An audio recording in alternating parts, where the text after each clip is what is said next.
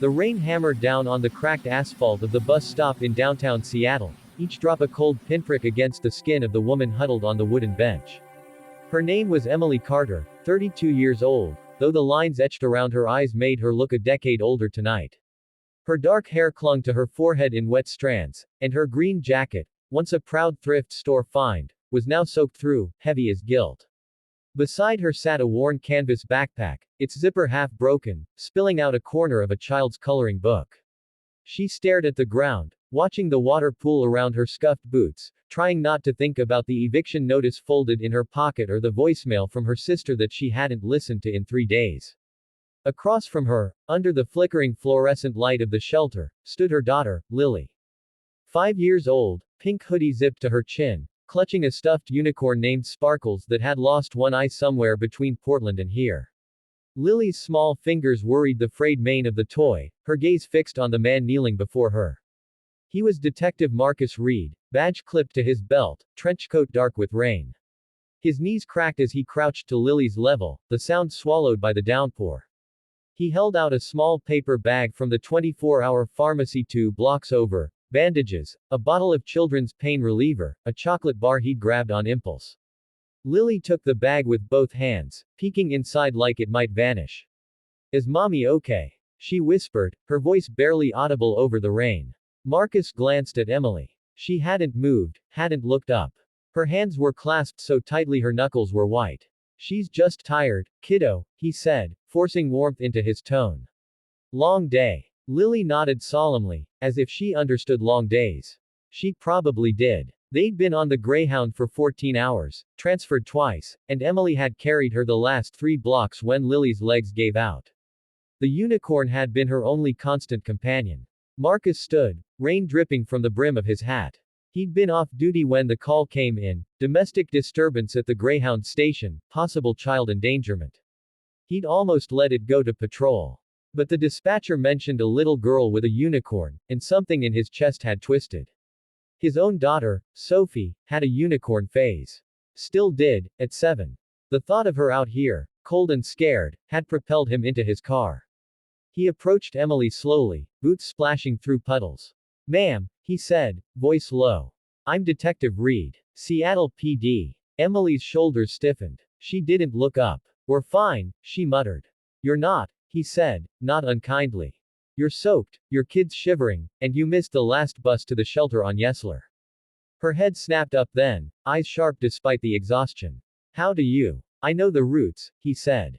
I know the shelters. I know when someone's running.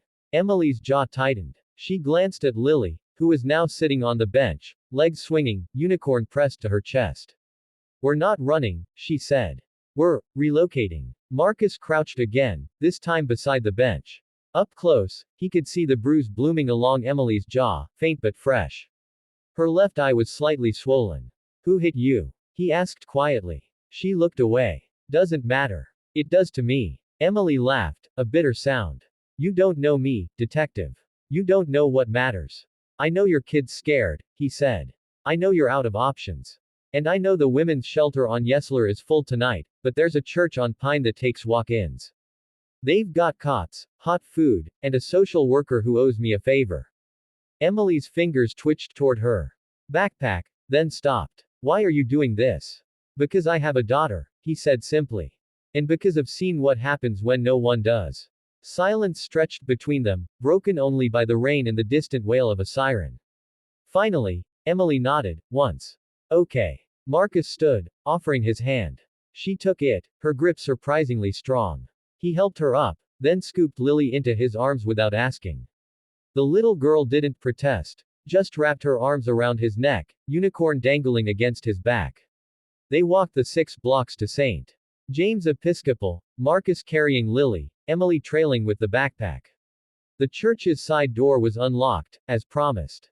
Inside, the basement smelled of coffee and old hymnals. A volunteer named Marisol, gray hair, kind eyes, met them with blankets and questions she didn't ask out loud. Marcus set Lily down on a cot. She was asleep within minutes, unicorn tucked under her arm. Emily sat beside her, staring at her daughter's face like she was memorizing it. You should get some rest, Marcus said. Emily shook her head. I can't. Not yet. He understood. He'd seen it before, the hypervigilance, the fear that if you closed your eyes, everything would vanish. I'll stay, he said. Just till morning. She looked at him then, really looked. Why? Because I can, he said. And because someone should. Hours passed. Marcus dozed in a plastic chair, waking every time Emily shifted.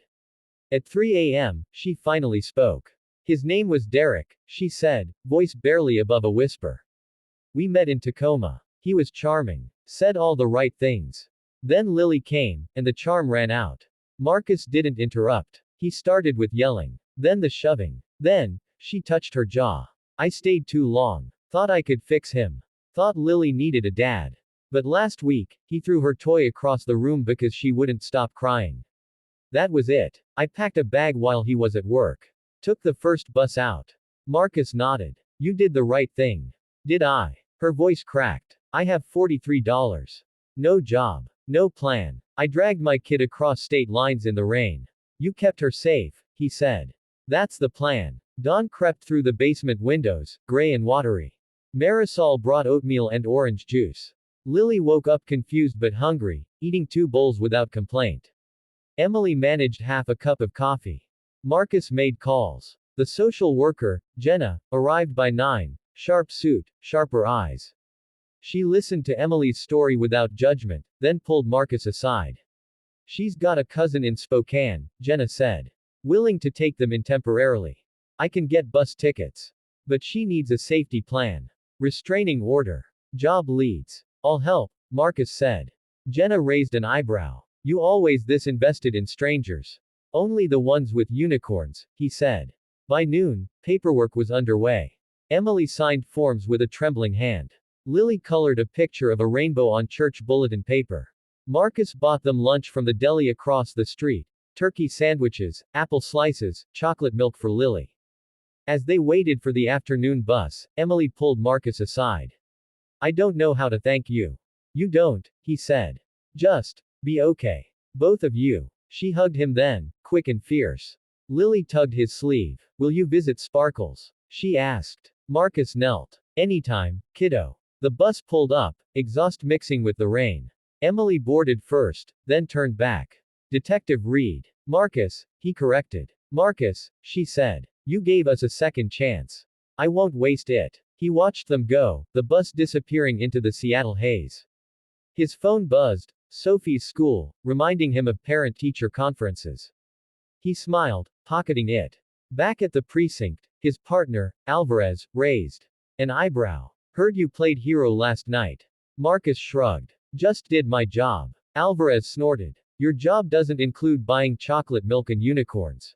Marcus didn't answer. He was already pulling Emily's file. Derek's last known address, priors for assault, a warrant out of Pierce County. He'd make a call. Ensure the restraining order stuck. Check in with Jenna next week. Because second chances weren't just for strangers. They were for daughters with one-eyed unicorns and mothers who'd finally chosen themselves. And sometimes, they were for detectives who remembered what it felt like to be 5 and scared in the rain. Outside, the clouds parted. A sliver of sunlight hit the wet pavement, turning it gold. Marcus stepped into it, coat unbuttoned, badge catching the light.